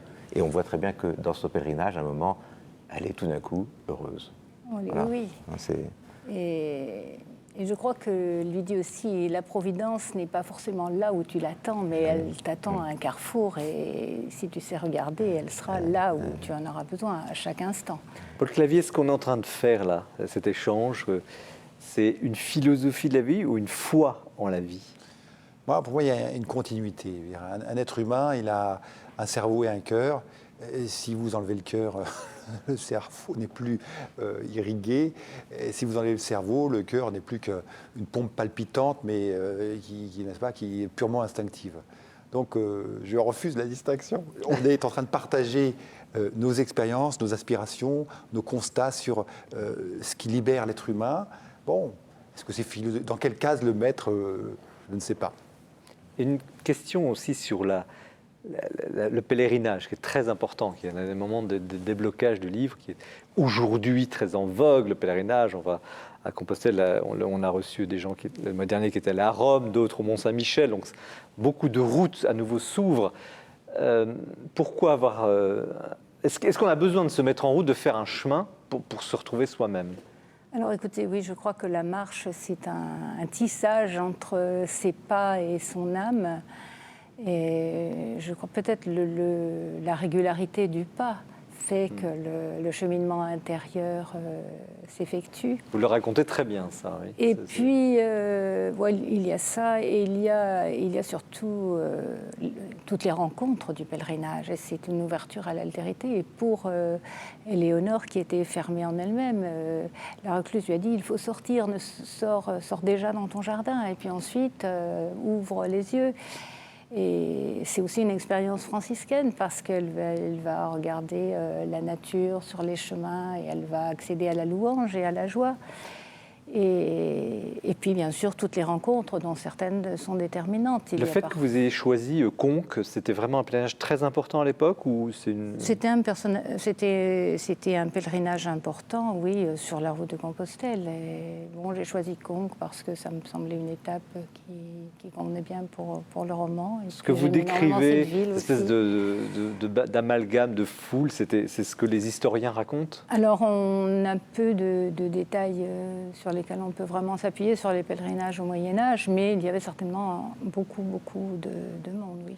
Alors, une dernière question, enfin, on pourrait évidemment encore bien développer tout ça, mais il y a une dimension très forte dans ce livre qui est presque d'ordre poétique. Oui. Vous êtes vous-même poète, vous écrivez. Oui, j'aime beaucoup la poésie, les mots, le choix des mots, le rythme des phrases, tout ça, c'est très important, oui, la mélodie de la phrase. Qu'est-ce que, oui, ça se sent. Alors justement, qu'est-ce que on arrive à exprimer, peut-être de l'indicible, on va rejoindre tout à l'heure le philosophe, par ce langage qui n'est pas tout à fait descriptif ou utilitaire, qui est évocateur. Vous y recourez beaucoup. Un charme supplémentaire sur le livre, une incantation peut-être. Mais est-ce que vous avez eu, en écrivant, des découvertes? Enfin, on sent que ce livre, c'est aussi presque un accomplissement. Il y a des phrases très très fortes d'ordre poétique qui disent tellement sur l'âme, la personne. Oui, je crois que ce sont des cadeaux qu'on reçoit. Quand on écrit, il y a quelquefois des surprises. À trouver une phrase en disant mais oui, c'est vrai. Et Laurent Chalin-Belval, vous étiez frappé aussi par ça. Moi, je voudrais dire que le premier contact que j'ai eu avec le livre, avant l'histoire, avant l'intrigue, avant la recherche de sens, c'est quand même c'est très agréable à lire. Parce qu'il y a beaucoup d'atmosphères qui sont très bien rendues, on le sent, on est dedans. Hein. Il y a aussi beaucoup de sentiments, et on est dans le sentiment des personnes, on est au milieu des gens là, qui sont en train de bouger, on est vraiment dans l'atmosphère. Et ça, je pense que c'est tout à fait je pense, la littéraire qui s'exprime, hein, et c'est très agréable. Ensuite, bon, c'est bien enlevé, et puis ensuite, il y a quand même un sens, hein, il y a une recherche de sens importante. Mais le côté, quand même, atmosphère qui est très bien rendu, je trouve, est très agréable dans ce livre. Et c'est un plaisir de le lire. C'est un roman. J'écris avec beaucoup de bonheur, j'écris toujours avec une sorte de jubilation, donc je crois que ça transparaît peut-être. Je ne devrais pas le dire, mais je l'ai senti aussi. C'est vrai que c'est un livre très touchant. Mais Paul Clavier, le philosophe, excusez-moi, pur et dur. L'enseignant en philosophie. L'enseignant en philosophie pur et dur. Vous êtes aussi philosophe que moi, Françoise et Laurent Le aussi. pire, c'est que j'ai étudié la philo. Mais ça, on met ça de côté. Simplement, ce langage, justement, vous parliez d'évangélisation, de partage de cette foi. Est-ce que finalement la formule, le roman, la formule, j'ai même romancé, la formule poétique est peut-être plus facile, plus efficace, si on peut employer ce mot, que le langage rationnel accessible. Votre livre est très Vous voulez accessible. que je me fâche avec Non, Françoise, je ne veux pas vous fâcher. Vous n'y arriverez pas. Non, j'ai d'ailleurs dit, non, votre livre est très accessible, remarquablement accessible, mais ce n'est pas de la poésie. Mais le Là, nous avons roman un livre de Françoise l'est aussi parce que c'est écrit de façon, j'allais envie de dire, lucide et translucide. C'est vrai qu'on pénètre dans les sentiments des personnages, mais il n'y a pas de baratin. C'est très économique. C'est au pinceau, un pinceau très léger. C'est presque des couleurs de vitraux, à la fois intenses et lumineuses. Et du coup, tout est lucide. Et c'est ce qui rend beau. Moi, je n'ai pas tout lu, mais le peu que j'ai lu, je vous assure, il y a une beauté de l'écriture, un respect de la simplicité. Quelles que soient les épreuves traversées, il n'y a pas de nœud inutile dans le cerveau. On décrit bien les impasses et les chemins. Vous savez, il y a un psaume qui dit « Dieu est celui qui ouvre un chemin ». Et ce chemin de pèlerinage, c'est un chemin ouvert. L'ouverture, c'est une libération. Et quand même, le beau paradoxe, c'est que ce soit une recluse qui recommande... pour montrer que la vraie libération, elle est en fait intérieure, c'est celle du Père. Mais est-ce qu'on a assez de romans comme cela? Mais je veux dire, moi ce que je trouve magnifique, c'est que c'est un roman, mais ce n'est pas une fiction. C'est un roman qui, à partir de la question de la stérilité, à partir de la question de l'idéalisme extrême, un peu bouillonnant de l'un des personnages, Mathilde, là, eh bien, rejoint vraiment les gens. Et on parlait d'évangélisation tout à l'heure. Je vous assure que moi, il m'est arrivé de rencontrer des gens. Et alors, moi, j'ai essayé peut-être maladroitement de leur raconter, de leur justifier par des bons arguments que Dieu les aimait. Et une personne qui était avec moi avait partagé avec une autre personne, justement, sa stérilité. Et ça avait bouleversé cette autre personne. Qu'on puisse, en attendant Pâques, parler des difficultés qu'on avait eues, des moments où la vie semblait s'être arrêtée. Et cette personne qu'on était allé visiter en tirant les sonnettes, hein, c'est l'évangélisation moderne, maintenant on ose, on fait comme les témoins de Jéhovah, mais pas pour juger les gens, pour les... Hein. Eh bien, cette personne, elle était bouleversée, parce qu'au lieu de s'entendre des leçons de morale, elle s'était entendue dire, et elle nous avait raconté qu'elle s'était éloignée de Dieu depuis cette souffrance terrible. Et la personne lui dit, tout simplement, bien moi, vous voyez, c'est ça qui m'a rapproché du Seigneur.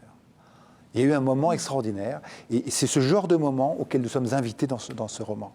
Et elles passèrent sur l'autre rive, c'est le lecteur, la lectrice pourront eux aussi faire un petit chemin pour passer sur l'autre rive sans couler au milieu du Rhône ou de la Saône, je ne sais jamais. Enfin, il y a les deux. Il y a la Saône surtout. Parce que c'est ça, la vocation de l'être humain, que ce soit à travers des ouvrages, des romans, des réflexions, des témoignages, ou des 100 questions sur Dieu, n'est-ce pas? C'est de s'accompagner à passer sur l'autre rive ensemble. Alors nous passons au plateau suivant avec vous, Laurent Challant-Belleval. En tout cas, merci Françoise Landreau et Elles passèrent sur l'autre rive. On l'a assez dit, un très beau livre, très touchant roman. C'est François Maillot que nous retrouvons pour le portrait du mois, toujours dans une grande montée, élan mystique avec le portrait de Wilfrid Steenison.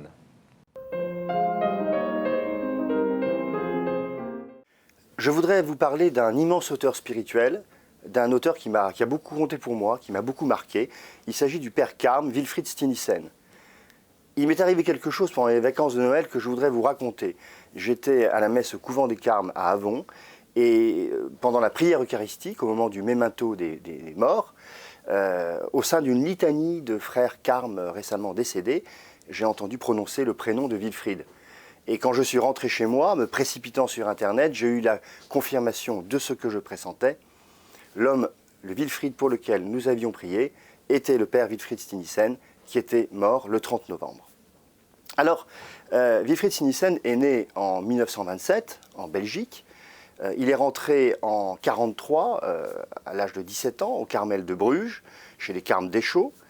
Il a été ordonné prêtre en 1951, il a fait sa philosophie à l'université de Louvain où il a enseigné avant de partir au couvent suédois de Norraby où il a été prieur et ensuite où il s'est éteint. C'est évidemment de l'auteur spirituel dont je voudrais vous parler avec une petite poignée d'ouvrages absolument formidables et essentiels dans la spiritualité contemporaine. Et d'abord, je commence par son plus grand classique, peut-être L'Oraison contemplative, un tout petit livre qui est au fond une plongée dans la nuit obscure, dans la nuit mystique de Jean de la Croix, mais aussi un petit manuel avec des conseils très pratiques sur l'oraison. Comment commencer l'oraison, comment s'y tenir, comment se comporter par rapport aux distractions. Et c'est donc un petit livre qui peut vraiment intéresser un très large public. C'est aux éditions du Carmel, comme tous les livres en français de Steenison. Évidemment, La Nuit obscure, comme je le disais, c'est Saint Jean de la Croix. Et il y a un autre livre de Steenison qui a un titre magnifique, La nuit comme le jour illumine, qui est au fond une plongée dans cette nuit obscure de Saint Jean de la Croix. Saint Jean de la Croix, comme vous le savez, est un des plus grands auteurs spirituels du catholicisme, mais pas toujours un auteur facile. Voilà un petit livre qui est une excellente introduction à l'univers de Jean de la Croix. Le problème très souvent dans la prière chrétienne d'oraison, c'est qu'on se demande comment faire.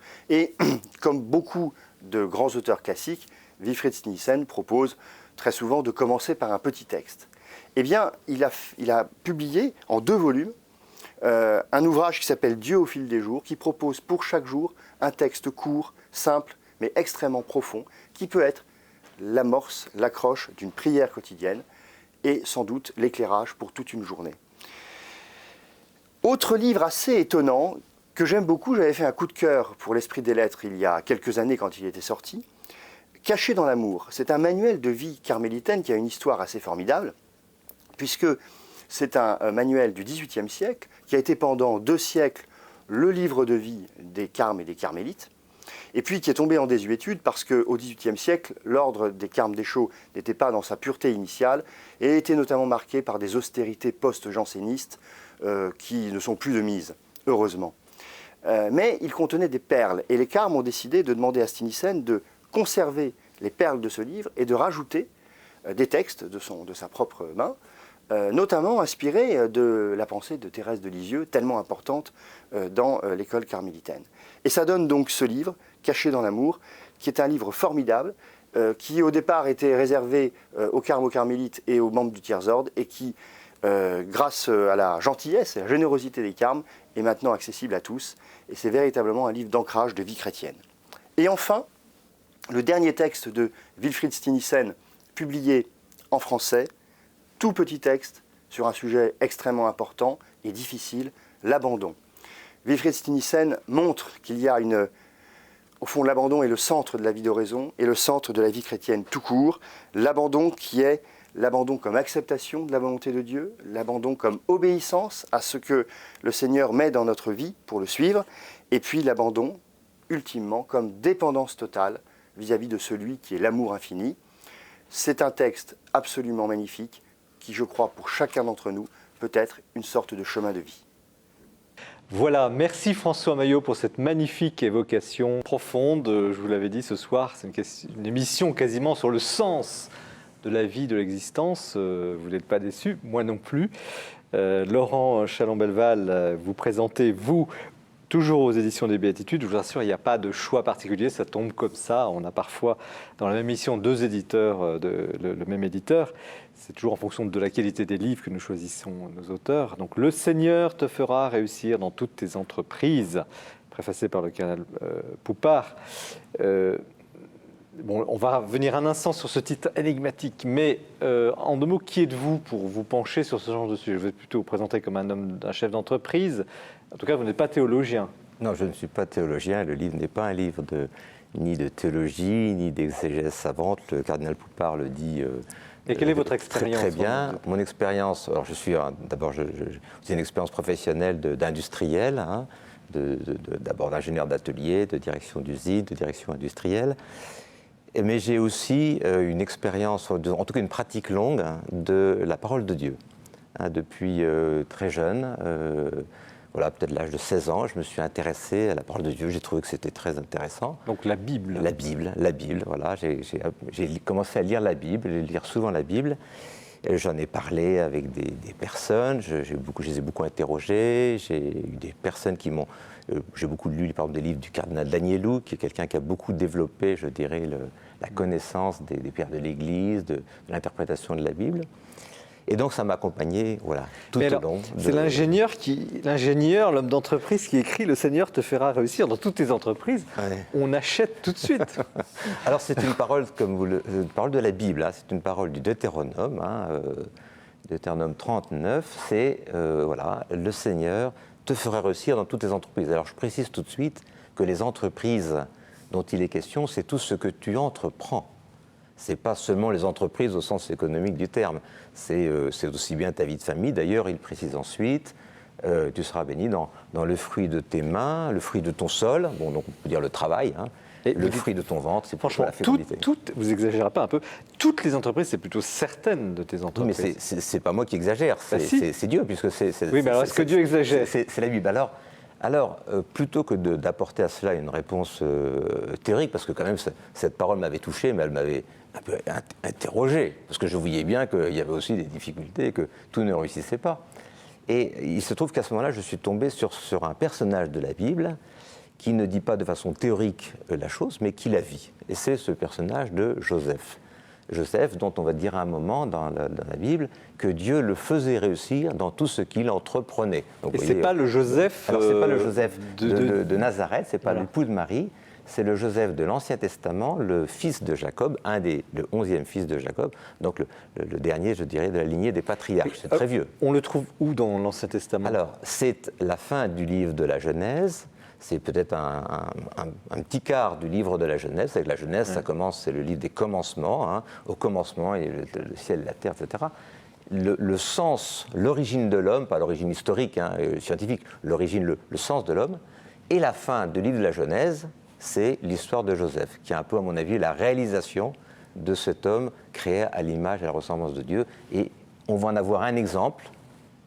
C'est Joseph. Alors, Joseph, à qui apparemment tout réussit, mais quand même pas tout à fait. Alors, racontez-nous en quelques mots la saga de Joseph. En quelques mots. En quelques mots. Donc, le livre l'explique très bien. Joseph, d'abord, c'est quelqu'un qui va réussir à la fin, mais qui va passer par des épreuves considérables. Il va quand même 3 fois être près de mourir. Hein.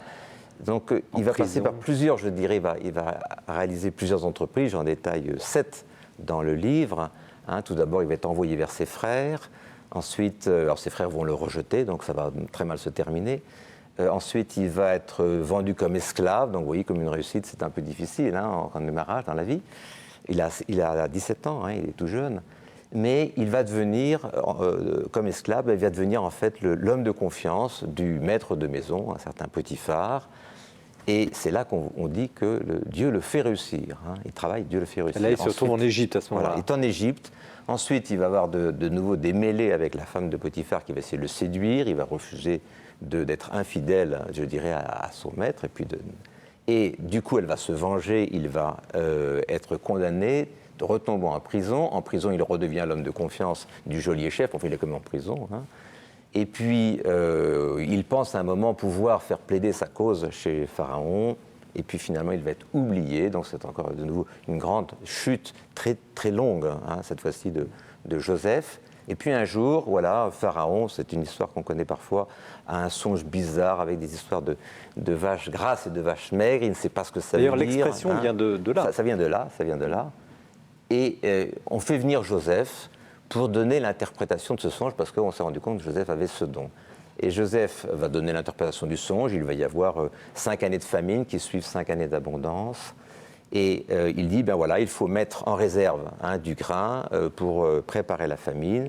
Et Pharaon dit, mais tu es vraiment l'homme plein de sagesse qui nous explique tout cela. Et bien cet homme qui va faire cela, c'est toi. Et donc il le nomme Premier ministre et il va le charger de préparer les années de famine. Et ensuite, il le confirme pour pendant ces années de famine. Et c'est l'abondance, le pouvoir, voilà, la gloire. C'est extraordinaire. Et à la fin, même la réconciliation. Voilà. Alors, on peut dire que c'est écrit dans la Bible. Au bout du compte, il a tout réussi, sauf peut-être une chose. Il a quand même été vendu par ses frères, il a été rejeté, il est en exil. Il aimait énormément son père, qu'il aimait énormément, il en est privé. Et donc, il va réussir à faire revenir ses frères, mais pas seulement revenir physiquement, revenir de ce crime qu'ils ont commis. Et alors ça va être complexe. C'est l'essentiel, je dirais, du livre du cycle de Joseph dans la Genèse. Et c'est intéressant pour nous de voir comment Dieu va le faire réussir. Parce que c'était à vue humaine, c'était impossible, cette affaire-là. Comment, vous avez dit, vous étiez familier de la Bible, mais quand même, comment vous êtes tombé sur Joseph quand même? Il y a un moment donné, vous êtes le début était un petit peu un hasard. Il y a une dizaine d'années, j'animais une session pour des cadres et des chefs d'entreprise sur la vision chrétienne du travail. Hein. Le travail comme participation à l'œuvre de Dieu, hein, dominer la terre, soumettez-la. Ça fonde quand même autre chose que simplement gagner sa vie, ce qui est une chose nécessaire, mais il y a autre chose. Le sens est plus grand. Et puis, j'avais préparé ça, je dirais, comment mener, je dirais, dans le bien commun son travail, donc les principes de la doctrine sociale de l'Église, qu'on a évoqué tout à l'heure. Et quand j'ai préparé cette session, j'ai cherché une introduction, une image. Et puis je me suis dit, Joseph, celui qui réussit. Et j'ai commencé à creuser l'histoire. Et au fur et à mesure que j'ai creusé l'histoire, j'ai trouvé que c'était extrêmement intéressant, beaucoup plus que dont je me souvenais vaguement. Et finalement, j'ai évacué tout le reste. J'ai raconté l'histoire de Joseph en replaçant dans l'histoire de Joseph beaucoup d'éléments que Joseph applique, je dirais, avant la lettre. Quelles leçons tirez-vous? Quels sont les trucs? On veut savoir. Qu'est-ce qu'il faut faire pour réussir? Il y en a beaucoup, parce qu'au cours de toutes ces situations difficiles, les situations de Joseph sont toujours des situations difficiles, auxquelles il va réussir. On va trouver bien sûr des éléments comme le travail. Joseph est un homme qui travaille. Travaille beaucoup, toujours. Toujours. Il ne perd pas une minute. Hein. Et c'est quelqu'un, mais il fait un travail très particulier, il fait le travail qu'on lui demande. Joseph est un homme docile. Mais Joseph, ce n'est pas quelqu'un qui dit, moi, dans la vie, je veux me faire moi-même, j'ai mon projet, je vais réaliser mon projet. Non. Il est toujours au service des autres, c'est jamais lui qui a la première initiative. Hein. Et il se met au service, je dirais, sans maugréer. Pour ça, c'est pas facile. Hein. Oui. Quand on est esclave, c'est pas très drôle. Son du fouet. Hein, eh bien, il va le faire de bon cœur, et on le voit qu'il le fait de bon cœur parce qu'il prend des initiatives. Et Dieu le bénit précisément dans ce travail qu'il n'a pas choisi. Donc c'est un vrai service. Quand vous ne choisissez pas le travail, c'est un vrai service. Tant que vous choisissez, tant que c'est vous qui décidez, le service... Bon, enfin, ça peut aller quand même, on peut aussi choisir son travail. C'est bien. Mais enfin, vous n'êtes pas vraiment serviteur. En fait, vous êtes quand même le maître. Vous êtes un maître généreux. C'est ce que vous voulez dire, alors il faut mais en fait, quand vous êtes vraiment... Vous ne faites pas le travail que vous avez choisi, mais vous le faites parce que c'est celui qu'on vous demande, là, on peut vous dire que vous êtes serviteur. Et c'est ça la leçon? C'est une des leçons, certainement. Je pense que c'est une des leçons, certainement. En tout cas, c'est certain que c'est là que Dieu va le bénir. C'est toujours dans des choses qu'il n'a pas choisies, mais qu'il va faire de bon cœur, avec initiative, qu'il va être béni. Qu'est-ce que c'est que cette extraordinaire, bénédiction de Dieu? Est-ce que c'est comme ça, il se retrouve avec des jarres pleines d'argent, il se retrouve avec... c'est quoi la bénédiction de Dieu? En quoi Dieu bénit un travail? Il y a effectivement une bénédiction matérielle, hein, qui n'est pas forcément la seule bénédiction, mais assez curieusement, c'est pas tellement lui qui en bénéficie, c'est tous les autres. Et ça, c'est une autre caractéristique de la réussite de Joseph, c'est que c'est pas un homme qui réussit tout seul, en pressurant les autres, ou, je dirais, sans pressurer les autres, mais c'est quand même lui qui a réussi, puis les autres, ils continuent leur existence. Quand il réussit, c'est tous les autres qui en bénéficient. Et on verra que progressivement, ça va s'étendre de plus en plus. Et les seuls qui ne bénéficient pas de la réussite de Joseph, c'est ceux qui rejettent Joseph. Et je pense que Joseph, vous savez, c'est vraiment une image de Dieu. Hein. Il est à l'image de Dieu. Et je pense que Dieu peut faire beaucoup de choses pour nous, sauf si nous ne voulons pas. Vous voyez ? Et beaucoup de gens peuvent... Parce que ce n'est pas Dieu lui-même, vous voyez, qui, dans sa grande toute-puissance, se met dans des situations extraordinaires. Il nous met dans des situations extraordinaires. Mais vous voyez, c'est intéressant de voir que Joseph va réussir à la manière de Dieu. En quoi ce n'est pas ce que les protestants évangéliques appellent la théologie de la prospérité, d'ailleurs, qui est condamnée, où on vous promet monts et merveilles, croyez, et alors vous aurez les poches pleines. Ce point avait été d'ailleurs, quand les gens qui avaient lu le livre au début, ils m'avaient attiré l'attention sur le fait que je devais faire attention à cela, de ne pas être trop dans l'enthousiasme.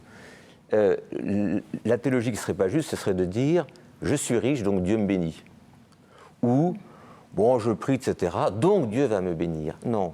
En fait, la réussite de Joseph n'est qu'un moyen.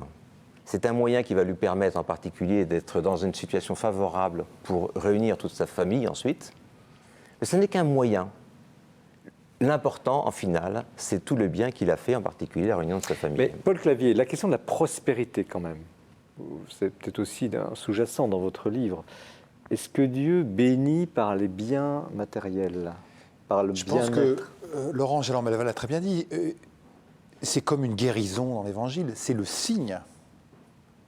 Pas la condition, c'est le signe de quelque chose de profond que fait Dieu, qui est accomplir une vie humaine, aider l'homme à retrouver cette plénitude qu'il a perdue par le péché, par l'égoïsme, par l'indifférence.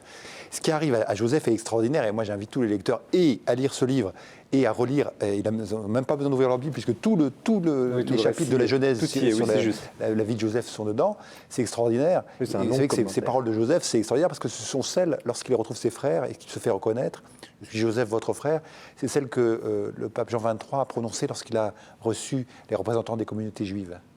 Je suis Joseph, votre frère. Et cette parole de Dieu a une puissance extraordinaire, puisqu'il n'était plus question de récupération, de machin. Il y a eu un moment de communion. Là, la parole de Dieu réunit. L'argent, la prospérité. Et ceux qui ne l'ont pas, parce qu'il y en a aussi qui se battent et qui ne l'ont pas, et qui disent c'est pas possible, Dieu m'en veut. Enfin, ça va Laurent a très bien répondu. Joseph ne fait que... C'est toujours pour tout le peuple. Et en cela, il est une préfiguration du Christ, parce que lui, il souffre, mais c'est pour tout le peuple. Alors que le rabbin Gamaliel dit, il vaut mieux qu'un seul homme meure pour tout le peuple.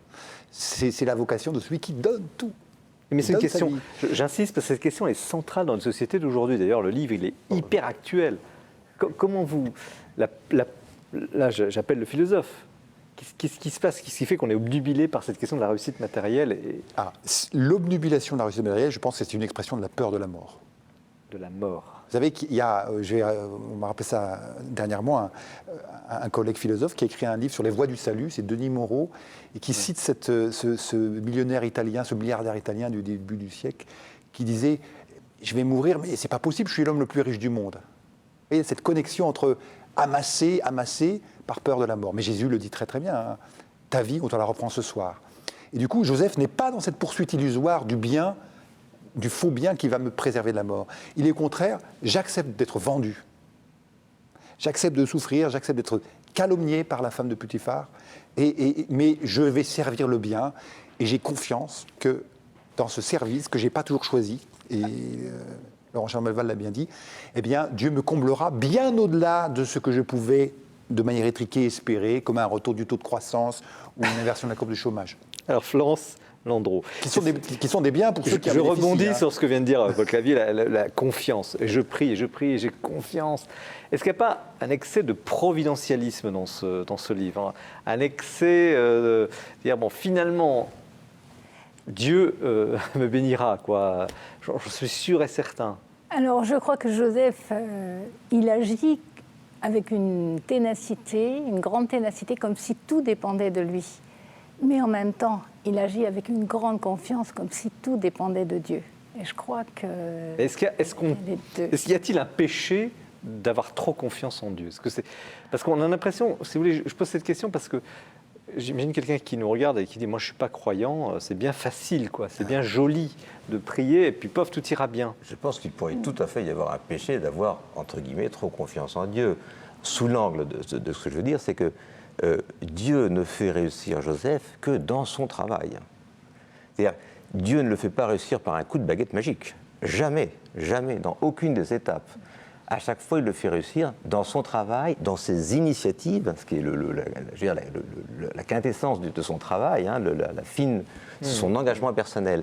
Mais d'un autre côté, ce n'est jamais Joseph qui réussit tout seul, mais Dieu ne veut pas réussir tout seul. Alors ça, bon, vous savez, cette phrase, Dieu nous a créés sans nous, mais il ne veut pas nous sauver sans nous. Au début, il était bien obligé de commencer l'opération, oui, on mais n'était pas là.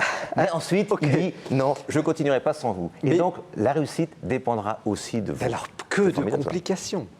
Pourquoi tant d'événements? Pourquoi tant d'imprévus? Alors, ça rejoint un peu votre livre, madame. C'est un tissu, sa vie est un tissu, enfin, je ne vais pas être vulgaire, mais c'est un tissu d'embêtement. Parce qu'il y a des oppositions. Il y a des oppositions très fortes, évidemment, à ce projet que Dieu a sur Joseph, et ce projet d'ailleurs que Dieu a sur l'ensemble de cette famille. Pourquoi, Paul Clavier, autant d'obstacles, autant de tribulations? Les obstacles, me semble-t-il, hein, c'est ce que dit le livre de la sagesse, Dieu n'a pas voulu la mort, c'est par la jalousie du démon que la mort est entrée dans le monde. Les obstacles ne sont pas, d'ailleurs l'obstacle, l'adversaire, c'est le nom de l'ennemi de Dieu, et dont nous sommes souvent complices. Hein, c'est pas, voilà. Ces obstacles, Dieu ne les veut pas. Mais une fois que ces obstacles sont là, Dieu permet que l'homme qui lui fait confiance, ou la femme qui lui fait confiance, puisse faire en sorte que ces obstacles deviennent presque des marchepieds. J'ai fait de ton ennemi le marchepied de ma victoire. Et, pour l'écraser, l'ennemi ou Non. C'est pas très chrétien. En allant jusqu'au bout d'espérer qu'il se convertisse. Et les obstacles se multiplient parce que Dieu permet encore que le méchant, le malin, que nous sommes tous un peu, auquel nous participons tous un peu, continue à entraver la route de mon voisin, à empêcher une distribution vraiment équitable des moyens de réaliser des initiatives. Et donc voilà, et dans le livre, c'est ce qui est très bien dit, j'ai vérifié tout à l'heure, j'ai révisé un peu pendant l'entracte. On a vu, oui. Il y a ce passage qui est bien cité, lorsque Joseph dit à ses frères, « Le mal que vous aviez prémédité de me faire, Dieu l'a tourné en bien. » Ça ne veut pas dire que ce n'était pas un mal. Vendre son frère, l'enfermer dans une citerne, le vendre comme esclave, c'est un mal. Dieu n'est pas complice de ce mal. Mais Dieu permet qu'au-delà de ce mal, la confiance soit récompensée. Non pas comme une recette, et c'est ça que j'ai... Je vais vous dire, quand j'ai vu le titre, je me dis, oh là là, oui. C'est un chef d'entreprise qui nous dit, voilà, comment s'enrichir, comment faire des millions en priant un petit peu. Et alors j'étais... Je m'excuse, mais après, je me dis, c'est pas du tout ça. Oui, on a cette première impression. Et vous disiez, oui, est-ce que c'est pas un peu d'un excès de confiance? Excusez-moi, mais c'est pas ce qui nous guette le plus en ce moment. Donc je pense qu'on pourrait même risquer un peu plus de confiance en Dieu. Moi, je rencontre des communautés, des manouches catholiques près de l'autoroute A15, hein, dans le Val d'Oise. Et alors pour eux, personne ne leur fait confiance. Ils n'en font confiance qu'en Dieu. Eh bien, il y a des réussites. Et des réussites qui ne sont pas forcément matérielles, mais au sens d'une espérance qui est intacte. Et d'une foi réelle. Et bien, voyez-vous, tous les obstacles qu'on leur met, plus on leur en mettra, plus ils diront « Je sais en qui j'ai mis mes confiances, en Dieu seul. Mes frères m'ont vendu, les gendarmes ne sont pas toujours gentils. » Il arrive qu'ils le soient. Alors, eh bien, je m'appuie en Dieu seul. Et alors, c'est la réussite, mais au sens d'un accomplissement. Alors, et non pas au sens mais est-ce qu'on s'en sortira quand même de ce parcours de combattant? Est-ce que c'est définitif pour le statut de l'humanité d'avoir toujours comme ça ces étapes? Je crois que la liberté, qui doit se manifester par cette volonté d'aller dans ce sens, cette initiative, elle est définitive. Elle nous a été donnée, elle ne sera pas reprise. Donc je pense que jamais Dieu ne nous en sortira, si j'ose dire, hein, de tous les soucis que connaît notre monde et notre planète aujourd'hui, sans notre coopération. Et on n'est pas très bien parti, je dirais, sur ce point-là, avec toutes les attitudes du genre faire comme si Dieu n'existait pas. Parce qu'évidemment, on s'entête à vouloir le mettre à l'écart. Mais Dieu, de même qu'il permet toutes les oppositions à Joseph, il tolère et il permet toutes nos oppositions actuelles. Alors évidemment, ça dure. Alors- Et du coup, les embûches, on passe d'une embûche à l'autre, etc. Et on en est les victimes, évidemment. J'ai eu une distraction, je dois dire, en lisant votre livre, parce que je pensais à notre recluse, l'héroïne de votre roman, cette femme de sagesse. Et je me suis dit, finalement, Joseph, c'est un sage, un grand sage. Est-ce que vous avez retrouvé, Françoise Landreau, dans cette évocation de la figure de Joseph, cette espèce de côté indispensable d'avoir dans la société des gens qui sont un peu en recul, qui sont des sages, des guides? Qui sont des guides et qui sont des gens qui prient, parce que je crois que la prière a toute son importance. Hein. La recluse, elle dit dans la paix de ma nuit, je berce le monde. Je crois que c'est ça la prière. Quand c'est- la paix, pardon, quand vous dites dans la paix de ma nuit, je berce le monde. C'est-à-dire que la prière, c'est un grand adoucissement qu'on peut mettre sur le monde comme ça. Est-ce qu'aujourd'hui, Laurent Chalin-Belval, est-ce qu'aujourd'hui on manque dans le monde de l'entreprise, que vous connaissez justement, de sagesse, de gens comme ça qui, pas forcément des mystiques, mais des gens qui sont un peu en retrait, et qui tirent des sonnettes d'alarme? Quelle est la situation? On a des gens qui tirent les sonnettes d'alarme, ça, il y en a un certain nombre aujourd'hui. Je ne parle pas des experts, je parle des sages. Ça ne manque pas. On les écoute pas forcément, on ne va pas forcément aux conséquences. Et surtout, il y a énormément de gens, beaucoup d'intelligence, beaucoup de capacités, qui courent à toute la journée pour améliorer l'économie, etc. Et si vous voulez, je pense qu'on a un déséquilibre, quand même, certainement, dans l'utilisation qu'on fait de nos moyens aujourd'hui. Je parle de nos moyens intellectuels, de nos moyens d'entreprise, de nos moyens ça, sans doute à cause de cette polarisation sur, voilà, il faut survivre, la rentabilité. Il y a des opportunités d'enrichissement considérables aujourd'hui. Il y a à la fois beaucoup de gens qui ont peur, qui sont précaires, et vous avez des gens qui ont des opportunités considérables. Et tout ça, tout de même, ce ne sont que des choses.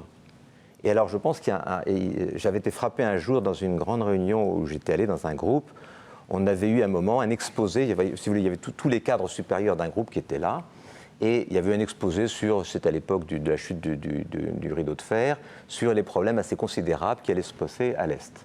Très bel exposé de quelqu'un qui avait expliqué tout ça. Et puis, ensuite, terminé, on était reparti sur donc, comment améliorer j'avais posé à ce moment-là la question à l'orateur, j'avais dit, mais regardez toutes les intelligences, toutes les capacités qu'il y a dans une salle comme aujourd'hui, est-ce que ce n'est pas un peu dommage que tout le monde soit complètement polarisé sur améliorer la rentabilité du groupe? C'était notre métier, je suis d'accord, mais quand même, il y avait des problèmes qui étaient en train de se poser.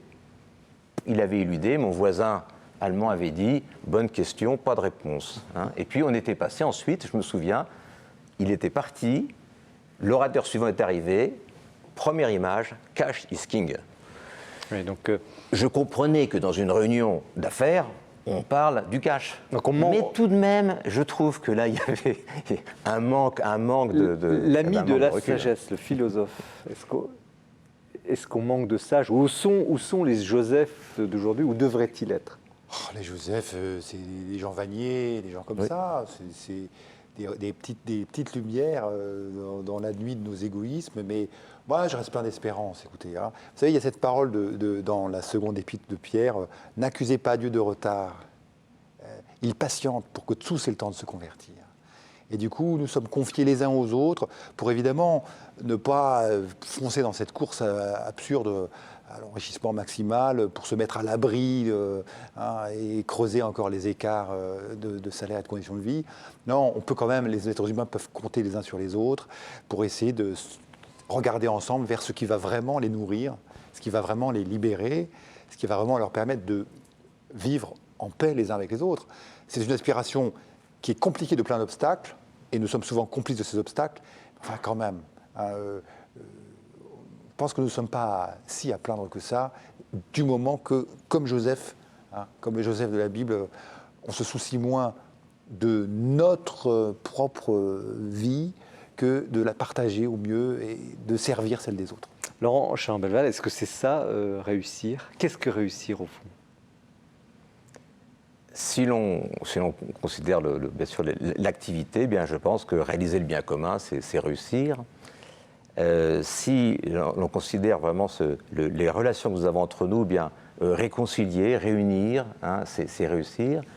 Et si on voit les choses du point de vue spirituel, je repartirai donc de ce début de la Genèse. On est créé à l'image et à la ressemblance de Dieu. Et Joseph va de façon extrêmement originale agir à la manière de Dieu et va réaliser des choses à la manière de Dieu. Il va être parfaitement à la ressemblance de Dieu. Si bien d'ailleurs que les pères de l'Église diront que Joseph, c'est la première figure du Christ. Merci C'est tout à fait Laurent. remarquable. Merci beaucoup Laurent Charleval pour ce travail, cette recherche, cette méditation. Le Seigneur te fera réussir dans toutes tes entreprises. Édition des Béatitudes, donc sur ce fameux Joseph. Merci Françoise Landreau. Et Elles passèrent sur l'autre rive, ce roman, aux éditions des Béatitudes également. Et merci à vous Paul Clavier. 100 questions sur Dieu, édition La Boétie. Merci également de votre attention, de votre fidélité. Nous repartons pour une très belle nouvelle année. Très bonne soirée. Vous pouvez retrouver cette émission en intégrale ou par petits morceaux. Vous pouvez la déguster, bien sûr, sur les sites de KTO du Jour du Seigneur et de la Procure. Nous nous retrouvons dans un mois. Au revoir.